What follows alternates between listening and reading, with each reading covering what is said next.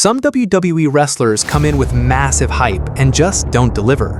Today, we're counting down the biggest busts in WWE history, the ones who overpromised and underdelivered. And we're starting with none other than Ronda Rousey. When Ronda Rousey pointed at the WrestleMania sign after the 2018 Women's Royal Rumble, the internet went crazy. Before WWE, Rousey was already a legend, a UFC superstar, one of the biggest athletes on the planet. Fans expected huge things, and for a while, she delivered. She feuded with Triple H and Stephanie McMahon, had her first WWE match at WrestleMania 34, and steamrolled through the roster.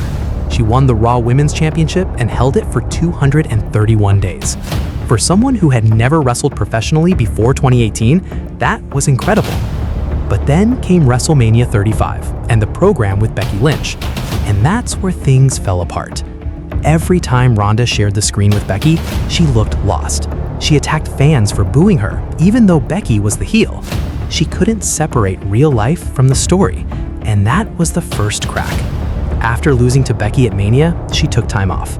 When she returned in 2022, the passion was gone. She won the Women's Royal Rumble, the SmackDown Women's Championship twice, and the Women's Tag Team Championship with Shayna Baszler. But she looked like she didn't want to be there. The crowds felt it. Arenas that once cheered her now booed or ignored her completely. She publicly slammed WWE's creative direction and said she didn't want to be associated with mediocrity. She left after SummerSlam 2023, made a few indie appearances, and then walked away from wrestling for good. For someone who walked in with Ronda Rousey's star power, her wrestling run simply never lived up to the hype. But if Rousey brought mainstream buzz, the next name on this list brought sheer, terrifying size. In April 2006, on SmackDown, a 7'3", 350-pound Indian giant showed up and immediately attacked The Undertaker. Dalip Singh Rana, repackaged as the Great Khali, was everything Vince McMahon had ever dreamed of in a monster. He was so enormous that even the biggest men on the roster looked small next to him. His debut opened up a billion-person market in India that WWE had been chasing for years. He was pushed hard as a dominant heel, racking up squash wins, and even beat The Undertaker at Judgment Day 2006. Then, in July 2007, he won the vacant World Heavyweight Championship in a 20-man battle royal on SmackDown. For a guy barely a year into his main roster run, that's a huge achievement. But the title reign was a disaster. Khali moved slowly, couldn't take bumps safely, had almost no moveset, and couldn't speak to crowds in English. He lost the championship to Batista in under 2 months. He was supposed to face The Undertaker in a Punjabi prison match at the Great American Bash 2006, but was replaced by Big Show due to a medical issue. WWE then flipped him from scary monster heel to goofy babyface, with his manager Ranjan Singh hosting the weekly Khali Kiss Cam. The man who had attacked The Undertaker was now doing comedy skits. He left WWE in 2014, made sporadic returns in 2017 and 2018, and officially retired shortly after. For someone who arrived with that much size and hype, his time in the ring just couldn't deliver. But while Khali's failure was one man's story, the next bust on this list was the failure of an entire movement. On June 7, 2010, on Raw, 8 NXT rookies stormed the ring, attacked everyone in sight, destroyed the announce table, and took out John Cena. Nobody knew what was happening. Was it real? Was it scripted? It felt dangerous. It felt brand new. It felt like the night everything changed. The crowd was electric. Wade Barrett, fresh off winning the first NXT season, stepped up as the leader. The group became the Nexus, and for about 6 weeks, they were the hottest thing in wrestling. Then, John Cena killed it.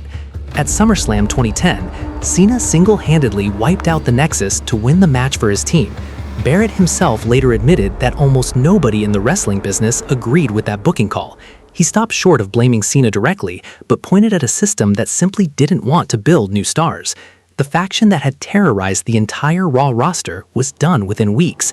Barrett, Heath Slater, and Justin Gabriel briefly regrouped on SmackDown, but that quickly fell apart too. The Nexus debut remains one of the most electrifying moments in 21st century wrestling. Everything that came after was one of WWE's biggest blunders. And that brings us to a man who was actually part of that Nexus debut, though injuries would erase that run from history. In April 2012, a powerhouse in a singlet debuted on SmackDown and wiped out a jobber in seconds. Then he did it again the next week, and the week after that. After 38 straight wins, Ryback had built an aura that crowds were going crazy for, something that reminded fans of Goldberg's legendary WCW streak. WWE then threw him straight into a championship program against CM Punk, and that's where the wheels came off.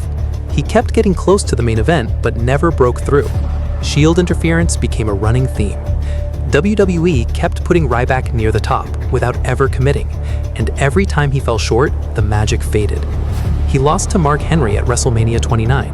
A Paul Heyman alliance went nowhere. A tag team with Curtis Axel had no direction. He grew frustrated with his booking and walked out of WWE in August 2016. He wrestled briefly on the independents before retiring in 2018. Then came the social media war.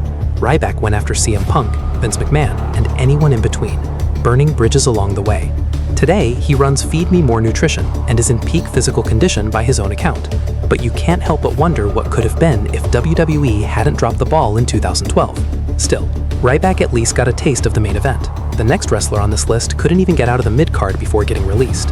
When WWE announced in early 2011 that they had signed Mystico, arguably the biggest lucha libre star on the planet, the hype was through the roof. WWE held a press conference in Mexico City. They built special entrance lighting. They gave him a new name and positioned him as the next Rey Mysterio. But they made one huge mistake. They skipped developmental and sent him straight to the main roster. The clash between lucha libre style and WWE's controlled environment created botch after botch. Just when he started building momentum after Money in the Bank 2011, he got hit with a 30-day wellness policy suspension. Another wrestler filled in as Sin Cara while he was gone, and WWE never cleaned up that mess. They actually leaned into it with a Sin Cara versus Sin Cara feud. On top of everything, he refused to learn English, making it nearly impossible for WWE to build real stories around him. By late 2013, Mystico had quietly stepped away from the mask. WWE released him in January 2014, and one of the decade's biggest signings vanished just like that. Back in Mexico, though, the story is completely different. He rebuilt his reputation in CMLL and has appeared for AEW, where he's treated like the star he always was. What WWE couldn't make work, CMLL proved was never broken. But while Sin Cara was supposed to be the next Rey Mysterio, this next guy was supposed to be the next Brock Lesnar.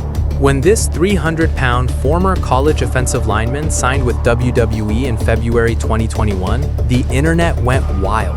The comparison was instant and impossible to ignore. He looked exactly like Brock Lesnar. Same build, same intensity.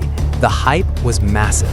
WWE's response? Shave his head, strip away the look everyone was buzzing about, and slot him into NXT alongside Joe Gacy.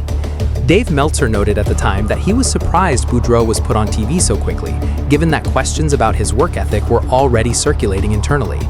Fightful reported that coaches weren't satisfied with how his in-ring skills were developing. He wrestled just 6 matches in NXT before getting released in April 2022. He passed through Major League Wrestling, then signed with AEW, and linked up with Swerve Strickland's Mogul affiliates, but that fizzled too, and AEW released him in April 2024.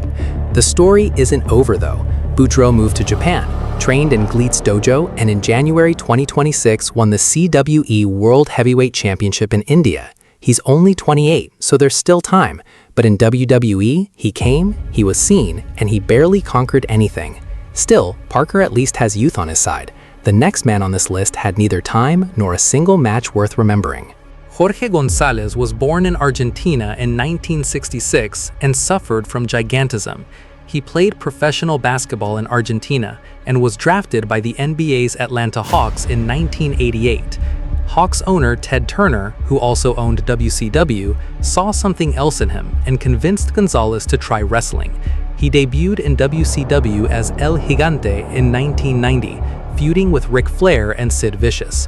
By 1993, he crossed over to WWE, repackaged as Giant Gonzalez with Vince's money behind him. He was set up immediately as The Undertaker's most terrifying opponent and got a WrestleMania match. The Wrestling Observer named it the worst feud of 1993. Taker himself said Gonzalez was careless in the ring and that the feud took years off his career. The muscle bodysuit Gonzalez wore to the ring has become one of the most mocked costume choices in wrestling history.